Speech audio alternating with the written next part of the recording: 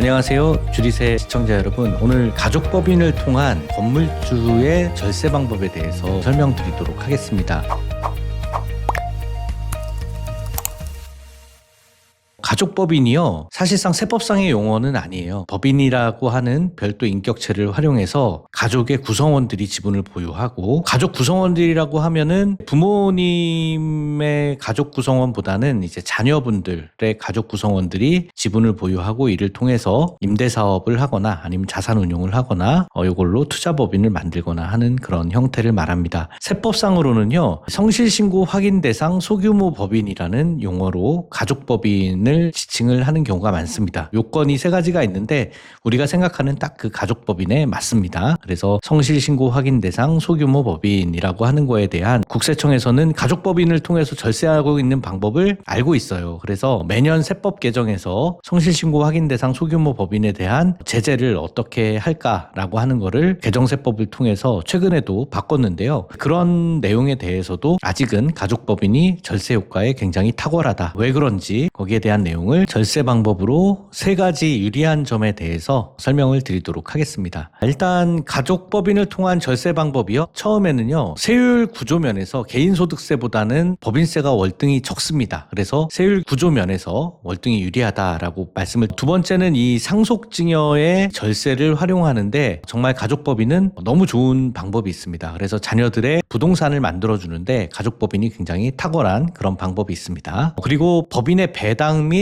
퇴직금 출구 전략에 대해서도 이 법인을 통해서 비용 처리를 한다든지, 또 여러 가지 급여나 배당, 퇴직금 이런 걸 통해서 개인소득세로 우리가 그 소득을 누릴 때 40% 적용되는 세율을 비교적 낮은 세율로 가족법인을 통해서 가지고 올 수가 있는 거죠. 이런 부분들에 대한 내용을 한번 살펴보도록 하겠습니다. 그 중에서 가장 중요한 거는 상속증여에 있어서 가족법인이 굉장히 탁월하다라는 건데요. 이 내용을 중점적으로 한번 자세하게 설명을 드리도록 하겠습니다. 첫 번째, 소득세보다 유리한 세율 구조를 가져간다라고 말씀을 드렸는데, 개인사업자 세율표 한번 볼까요? 10억이 초과되면 45%까지 굉장히 높은 세율을 종합소득세 기본 세율로 적용을 받을 수가 있기 때문에 세금이 굉장히 높은 편이죠. 그래서 부모님들이 소득이 높다라고 하면은 부모님의 소득을 구성을 해주는 것보다 자녀들이 소득을 구성을 해주는 게 좋죠. 아니면 법인으로 이 소득을 바꾸면, 법인은 보세요, 2억 이하는 9%, 2억에서 200억까지는 19%입니다. 이익이요, 아무리 많이 나도 웬만한 법인들 200억 넘어가기가 쉽지가 않습니다. 그죠? 그래서 200억 이하의 세율에 대해서는 20% 미만으로 세금을 부담하는 그런 구조를 짤 수가 있는 거예요. 개인은 5억만 넘어가도 40%잖아요. 8,800만 넘어가도 35% 세율이 바로 적용이 되기 때문에, 거기다 지방소득세까지 하면 38.5%니까 세율 구간이 좀 너무 옛날에 정해져서 이게 너무 촘촘한 거 아니냐라고 하는 그런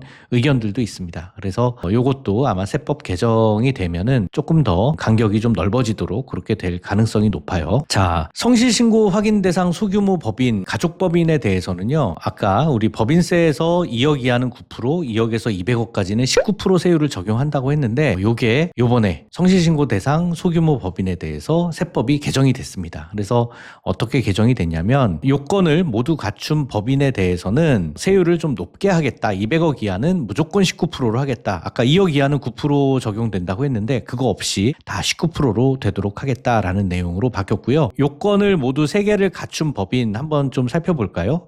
자, 보시면 지배주주가 지분율을 50% 초과한다. 한번 보세요. 우리 가족법인 생각해보면 누군가 가족들 전체 특수관계자들 합하면 50%가 넘어가죠. 그리고 두 번째, 부동산 임대업이 주된 사업이거나 부동산 임대 수입, 이자, 배당 소득이 매출액의 50% 이상이 된다라고 하면 성실신고 확인 대상 소규모 법인이 돼서 과표가 높더라도 세율이 19%, 과표가 낮더라도 세율이 19%가 적용이 될 수가 있다라는 겁니다. 자, 부동산 임대업 주업을 만들려고 하는 게 우리 가족법인이죠. 그래서 성실신고 확인 대상 소규모 가족법인에 해당이 된다라고 하는 거고요.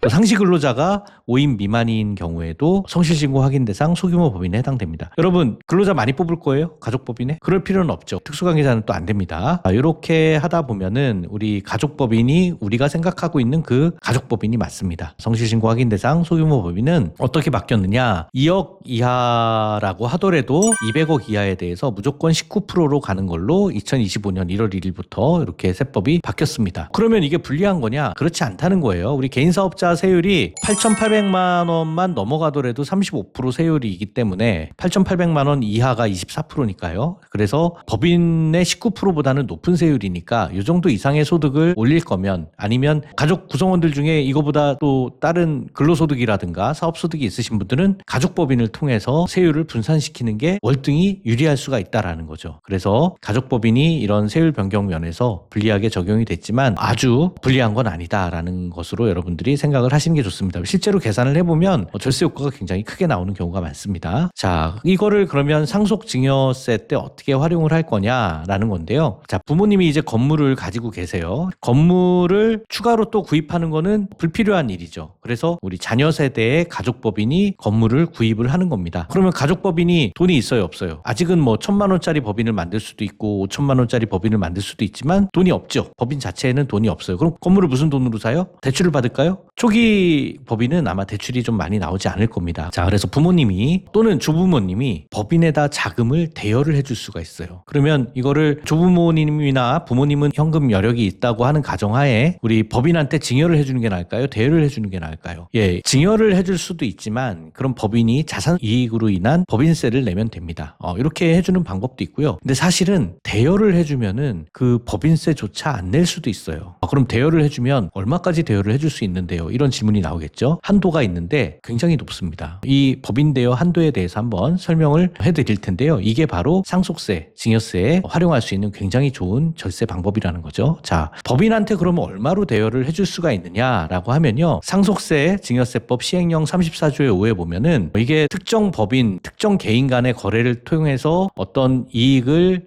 빌려줬을 때 그거를 어떤 이자 금액이 어느 정도 이상이 되면은 그걸 증여로 봅니다. 그 이자 금액이 얼마냐? 개인 같은 경우에는요. 여러분 많이 들어보셨을 거예요. 2억 이상 빌려주지 마라. 2억 이상은 차용증 써라. 이 얘기 많이 들어보셨죠? 이게 법인 같은 경우에는 증여의제 이익, 이자 비용이 1억 이상인 경우에 증여세가 적용이 되기 때문에 법인 같은 경우에는 1억 나누기 4.6% 상징법상 금전 차용에 대한 이자율 4.6%로 나누면 21억 정도가 됩니다. 21.7억 정도가 돼요. 21억 7천 정도. 굉장히 많죠. 그래서 법인은 20억까지 빌려줄 수 있는 거예요. 그런데 이게 최대 주주 한도로 20억이니까 주주가 3명이 공통적으로 만약에 자녀와 배우자 그리고 손주가 같이 33%씩 지분을 가지고 있다라고 하면 최대 20억 곱하기 3명이니까 60억까지 빌려줄 수가 있는 거죠. 이 점이 굉장히 큰 세법상의 대여 금액을 해줄 수 있다는 말입니다. 그죠? 60억을 가지고 있으면요. 회사 자산으로 60억을 가지고 있으면 거의 100억 이상이 되는 건물도 살 수가 있는 거죠. 그렇게 해서 가족법인에서 100억짜리 건물을 살 수 있는 방법이 나오는 겁니다. 자, 상속증여상에 어떤 이점이 있는지 한번 정리해서 살펴보면요. 조부모님이 만약에 이 대여금 60억을 빌려줬다라고 하면은 부모님은 60억에서 더 이상 늘어나지가 않죠. 그죠? 빌려준 금액이니까. 채권으로 갖고 있으니까. 그래서 앞으로 재산이 많이 늘어나는 부분은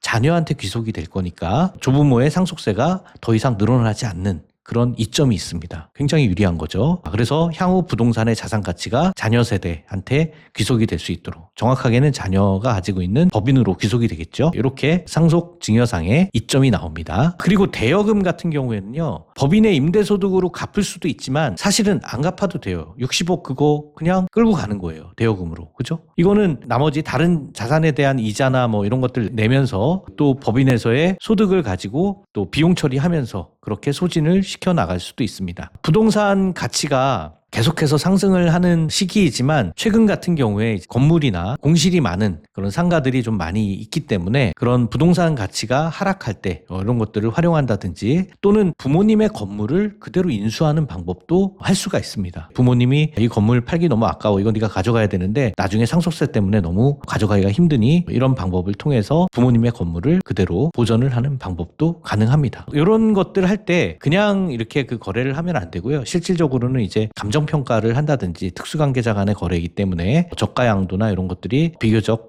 잘 나오지 않도록, 또 그런 경우에는 또 부모님이 양도소득세도 낼 수가 있기 때문에 여러 가지 상담을 통해서 각 사례별로 다양한 케이스가 나올 수 있기 때문에 여러분들이 그런 부분은 주의를 하셔야 됩니다. 이런 식으로 하게 되면 상속증여상에 굉장히 큰 이점이 나올 수 있죠. 자, 그러면 법인에서 이 자금을 그럼 어떻게 인출을 할 거냐 생각해 보면요, 법인에서 이 자금을 인출 안 해도 돼요. 사실은 자녀들이 근로소득이 있고 사업소득이 있으면은 그걸 먼저 쓰다가 법인에서 잉여금으로 좀 넣어놨다가 그거 가지고 본인의 은퇴 시점에서 나중에 그 급여를 받던지 뭐 배당을 받던지 할 수도 있습니다. 자, 급여나 배당 같은 게 일반적으로 하는 거기 때문에 급여로 해서 받게 되면 자녀들이 최고 세율 45%까지 적용이 되는, 아까 보여드렸던 개인사업자의 세율이 적용이 되는데 개인의 종합소득세 세율이 적용이 됩니다. 그래서 본인의 기존의 소득과 법인에서 급여를 얼마를 받을 건지를 결정을 해서 내가 어느 정도의 세율을 내겠다라고 하면서 우리 가족법인에서 자금을 인출하는 그런 방법도 쓸 수가 있고요. 자녀나 배우자가 같이 그렇게 해서 자녀들이 급여를 설정을 할 수가 있고요. 자, 급여를 설정을 하다가 자녀 세대에서 집이 좀 사고 싶어요. 그런데 모자르면 퇴직금 중간정산을 받을 수 있죠. 본인이 다니는 회사에서도 받을 수도 있고 또 가족법인에서 책정한 급여대로 퇴직금 중간정산을 받을 수도 있습니다. 그렇게 되면은 퇴직소득 같은 경우에는요, 실효세율이라고 하죠. 저희가 퇴직소득으로 받는 거 대비해서 실제로 내는 세금을 계산을 해보면 20% 정도에서 플러스 마이너스 비슷하게 그 정도 선에서 세금을 내는 경우가 많아요. 그러니까 근로소득으로 다 내는 것보다는 근로소득을 조정을 해서 좀 높여놓고 나중에 퇴직소득으로 우리가 자산을 또 다른 집을 구입하거나 이사를 할 때 그런 식으로 가족법인에서의 쌓여있는 자금을 퇴직금으로 가지고 와서 활용을 하는 방법이 굉장히 유리할 수가 있습니다. 그래서 정책이 여러 가지로 바뀌는 경우가 많은데 최근처럼 부동산 투자에 대해서, 특히 아파트 투자에 대해서 대출을 막아놓는 경우에는요, 이런 경우에는 가족법인에서 퇴직금으로 좀 어느 정도 자금을 좀 확보할 수 있다라고 하면 굉장히 좋겠죠. 예, 그리고 청약 같은 거 받으시더라도 이런 퇴직금으로 시기를 조절해서 급여를 높여서 퇴직금을 좀 높게 만들어 놓는 그런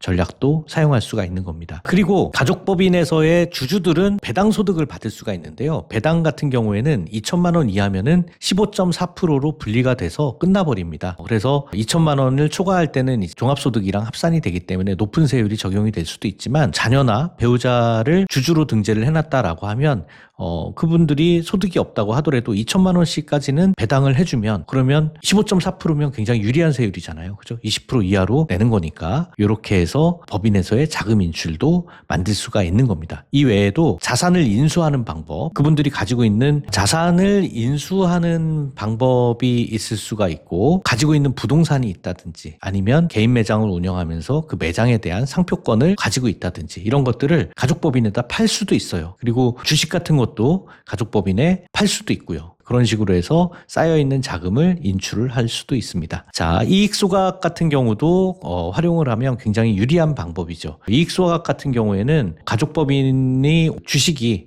가치가 올라갈 때 주식 가치가 올라간 부분을 또 배우자한테 증여를 하는 방법을 통해서 취득가액을 높게 만들어서 또 나중에 소각으로 없애면 그만큼의 양도세 없이 자산을 인출할 수 있는 그런 방법이 됩니다. 이 부분은 좀 복잡한 부분이기 때문에 별도의 편을 마련해서 한번 설명을 드리도록 그렇게 할게요. 자, 그리고 나중에 이 가족법인 자체를 부동산을 아예 팔면서 같이 넘길 수도 있죠. 여러분, 이외에도 주식을 양수도 하는 여러 가지 방법이 있을 수가 있습니다. 어쨌든 가족법인은 만드는 것보다 관리가 더 중요합니다. 제가 가족법인 만들 때 주의사항에 대한 부분은 세세하게 말씀은 안 드렸지만 가족법인 만들 때 주의해야 될 점에 대해서도 한 번 더 다음 편에 자세히 설명을 드리도록 하겠습니다. 가족법인과 관련해서 궁금하신 점이 있다면 저희 가연세무법인으로 연락을 주시기 바랍니다. 감사합니다.